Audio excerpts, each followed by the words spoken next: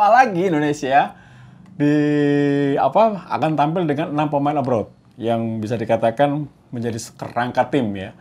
Di lini belakang ada Justin Hubner, kemudian di tengah ada Ivar Jenner, ada Marcelino, di depan ada Rafael Struijk. Jadi sepertinya memang kekuatan yang cukup sempurna. Kalau menurut gue pribadi, ini timnya sudah lengkap. Timnya cukup yakin untuk bisa bersaing di grup A. Hanya saja memang tinggal faktor mental dan chemistry ya.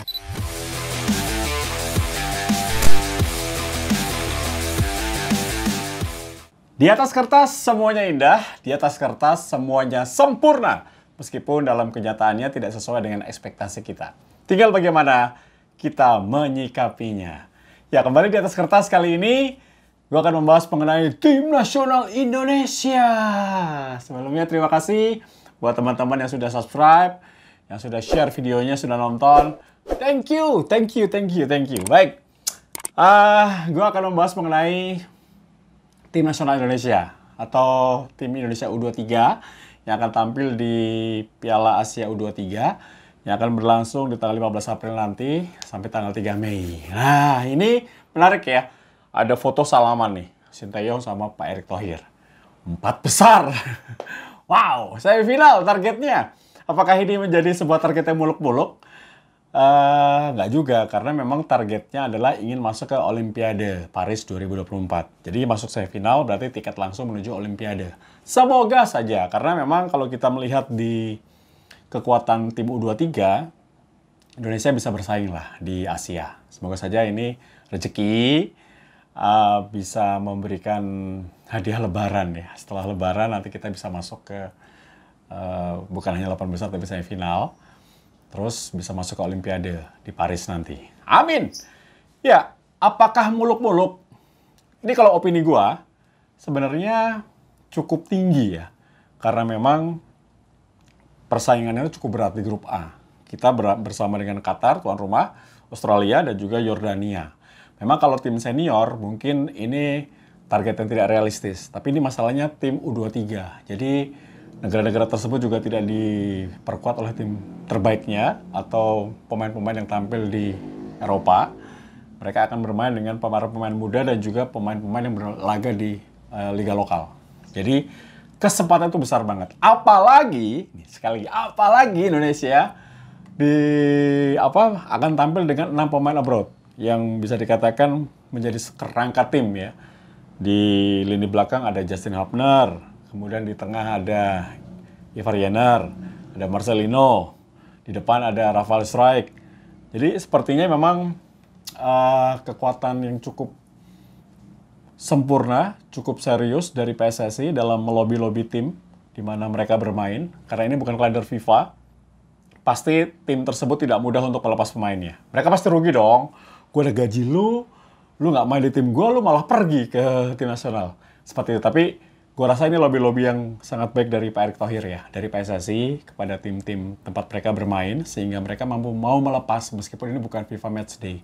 Ini baru kali ini bahkan liga dihentikan untuk mendukung tim Indonesia U23 yang berlaga di Piala AFC U23. Ya semoga saja berkah ya. Semua keinginan yang baik, kemudian euforia yang sangat tinggi dari tim fans Indonesia saat ini mengenai tim nasional. Semoga saja ini bisa memberikan dampak yang cukup bagus untuk Garuda di dadaku. Oke, kita lihat dulu. Indonesia akan main di grup A, akan membuka partai menghadapi tuan rumah Qatar tanggal 15. Ini menjadi partai penentu. Karena kalau kita dapat poin, ini tentunya akan memudahkan kita untuk bisa menghadapi Australia di hari matchday kedua, kemudian Yordania di matchday ketiga. Jadi hanya juara grup dan runner-up grup yang akan lolos ke babak 8 besar. Semoga saja ya kita bisa lolos dari situ. Setelah itu baru Allahu alam, fight, kerja keras, siapa tahu bisa masuk semifinal. Semifinal adalah tiket langsung menuju ke Olimpiade 2024. Itu kenapa PSSI mencanangkan semifinal, karena mereka mengincar juga untuk pertama kalinya Indonesia tampil di sepak bola di Olimpiade. Nah, ini menarik. Oke, 28 pemain sudah dipanggil oleh Sinteyong. Di posisi penjaga gawang ada Hernando Ari, Adi Satrio, terus penjaga gawang PSPS Pekanbaru Erlangga Setio, dan juga penjaga gawang muda dari Borneo Dava Fasya. Jadi sepertinya Hernando Ari ya yang akan menjadi pemain utama. Mengejutkan? Mengejutkannya tidak ada Sirus Margono. Meskipun dari kata Coach Novarianto, dia belum terpantau oleh Sinteyong. Tapi dia sudah jadi WNI nih. Ya, semoga saja ya penjaga gawang Panathinaikos B ini bisa bermain untuk timnas Indonesia di masa-masa akan datang. Lini belakang, Rizky Ridho dipanggil, kemudian Nathan Cho juga ada Ahran Pratama, ada Justin Hubner, ada Muhammad Ferrari, kemudian ada Donitri Pamungkas, Alfrenda Dewangga, Rio Fahmi, Zaki Ashraf, Bagas Kava, kemudian ada Komang Teguh, Fajar Fatur Rahman, dan juga pemain muda dari PSIS, Haikal Al-Hafiz. Ya, ini menurut gue juga sudah sangat bagus ya. Minus Alkan Bagot saja yang tidak dipanggil karena cedera kalau nggak salah ya. Alkan Bagot. Itu lini belakang. Banyak pilihan, banyak opsi, bisa rotasi pemain dalam 3 pertandingan sehingga tim akan fresh terus. Jadi lini belakang mumpuni. Kemudian di lini tengah ada Marcelo Ferdinand, ada Witan Sulaiman, Arkan Fikri, pemain dari Arema, ada Ivar Yener, kemudian ada Raihan Hanan dari Persija, juga ada pemain Borneo yang bagus-bagusnya nih, ada Ihsanul Sikrak, dan juga ada Rifki Dwi Setiawan dari Persita. Nah ini sudah terlihat ya siapa pemain inti dan siapa pemain cadangan, siapa pemain pelapis. Karena Marcelino pasti main, Ivar Yener pasti main, Arkan Fikri bisa jadi pilihan, dan juga ada Witan di sana. Di depan, ini 4 striker seperti ini tidak akan dicoret ya. Dia pasti akan diberangkatkan. Hanya ada 4 orang striker, yaitu Ramadan Sananta, Rafael Struijk, Hoki Caraka, dan juga Kelly Stroyer. Nah, bagaimana menurut kalian? Kalau menurut gue pribadi, ini timnya sudah lengkap. Timnya cukup yakin untuk bisa bersaing di grup A.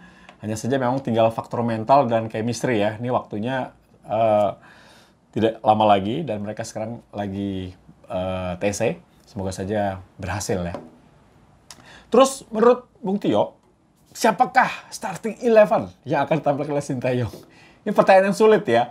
Karena gua selama ini lagi-lagi jarang banget 100% bisa menebak isi kepala dari Sinteyong. Ya salah 2, salah 3. Tapi gue coba ya. Mungkin yang akan menjadi pemain atau starting 11 pilihan Sinteyong di pertandingan pertama ya, itu pasti kipernya Hernando Ari. Hernando Ari, pasti penjaga gawang Hernando Ari. Di lini belakang, gua memilih 3 pemain yang akan dipasang langsung, yaitu Rizky Ridho, Justin Hubner, dan juga Muhammad Ferrari. Jadi ini 3 pemain center back. Di kiri, pilihan rada-rada sulit nih, Nathan Cho atau Ahran Pratama. Tapi gua rasa Nathan Cho akan bermain terlebih dahulu. Ahran Pratama mungkin di babak kedua dengan kejutan lemparan jarak jauhnya bisa mengejutkan, bisa gol. Nah di kanan ini ada 2 pilihan, ada Fajar Fatur Rahman ataukah Rio Fahmi. Tapi kalau gue suruh memilih, gue lebih memilih Fajar Fatur Rahman kali ya bermain. Atau mungkin saja Witan Sulaiman bisa main di posisi itu. Ini akan menarik. Nah, sedangkan untuk di tengah, Ivar Yener berpasangan dengan Marcelino Ferdinand. Nah, gitu ya. Jadi, kira-kira di depan, pasti Witan, Ramadan Sananta, di kirinya Rafael Struijk. Jadi, ini cukup meyakinkan tim ini ya. Tim senior rasa U23. Tim U23 rasa senior. Jatuhnya begitu. Jadi, lagi Hernando Ari penjaga gawang, kemudian Rizky Ridho, Justin Hubner, Ferrari. 3 pemain center back. Kanannya gue suka Rio Fahmi ya. Rio Fahmi, kirinya Nathan Cho. Di tengahnya Ivar Yener dengan Marcelino, kemudian Witan, Ramadan Sananta, dan juga Rafael Struijk. Itu starting 11 versi gua. Tapi pastinya Sinteyong punya pendapat yang lain. Tapi ada satu hal, guys, kalau gue cermati bahwa di setiap posisi Sinteyong memiliki 2 pemain dengan karakter yang sama, 2 pemain dengan karakter yang tidak jauh, sehingga kalaupun harus dilakukan rotasi mungkin akan bisa. Hanya saja ada 4 pemain yang menurut gua tidak akan dirotasi. Jadi Hernando Ari ini pasti akan sulit dirotasi kalau nggak cedera. Di lini belakang Justin Hubner tidak akan mungkin diganti. Kemudian Ivar Jenner itu tidak akan diganti. Dan juga Marcelino Ferdinand tidak akan diganti. Oh, 5-5 sama Rizky Ridho. Ya, jadi akan ada 5 pemain yang tidak akan dirotasi. Yang pertama adalah Hernando Ari, kemudian Rizky Ridho, Justin Hubner, Ivar Jenner, dan juga Marcelino Ferdinand. Kalau yang lain mungkin akan bisa rotasi untuk pertandingan kedua atau pertandingan ketiga, atau bahkan untuk lolos grup pasti akan ada rotasi. Jadi bagaimana Bung Tio? Apakah yakin dengan tim U23 yang dipersiapkan untuk Piala Asia U23 di Qatar nanti? Gue bilang yakin, karena ini tim sudah dipersiapkan dengan baik, sudah bermain bersama lama, dan juga ada TC, dan juga dukungan penuh dari fans, dukungan penuh dari PSSI, dukungan penuh dari semua pecinta sepak bola Indonesia ya. Ya kita harapkan saja. Kemarin sukses di kualifikasi Piala Dunia, tim U23-nya juga akan sukses di Piala Asia U23. Untuk pertama kalinya lolos, semoga saja kita bisa tampil bagus. Amin. Itu mungkin ulasan dari gua mengenai jabat tangan antara Sinteyong dengan Ketua Umum PSSI. Semoga saja memberikan berkah ya untuk sepak bola Indonesia. Amin, amin. Ya, terima kasih teman-teman sudah menyaksikan Di Atas Kertas kali ini mengenai tim nasional Indonesia akan berlaga di Qatar di Piala Asia U23. Sampai ketemu lagi lain kesempatan. Terima kasih sudah subscribe. Tio Nugroho sign out. Bye.